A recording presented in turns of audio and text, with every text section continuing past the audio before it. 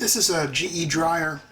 Recently the knob broke, and it's not so obvious because when you turn this, it just basically wasn't turning the timer on. When I removed the knob, you could see some cracks in the plastic. This is one that I temporarily repaired until I get a new knob. What you can do is just get some fishing string or any sort of a string, wrap it around the outside of the plastic, and then soak it in crazy glue. That will keep the plastic from spreading apart, which was where the problem was. It had several cracks in it, and with the cracks in there, it was not grabbing that slotted shaft that turns the timer. These new knobs are available online from a few web stores.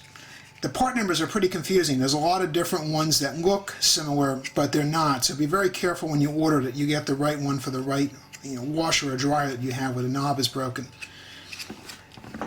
What I did was I just tacked some fishing line down to one end and then very tightly wrapped this fishing string around the knob, and then holding it tautly at the end, I dropped some crazy glue on it and I soaked it in there.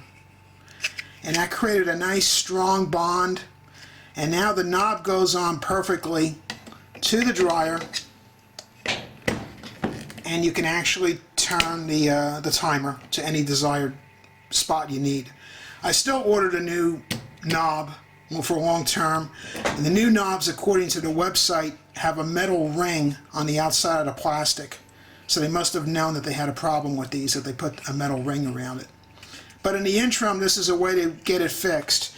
You can also always use a pair of pliers to turn this manually, but it's actually pretty hard. You have to grab it very firmly, and you don't know where you're going with it. You don't know what your settings are, so it's easier to spend a couple minutes fixing the knob to get this thing working.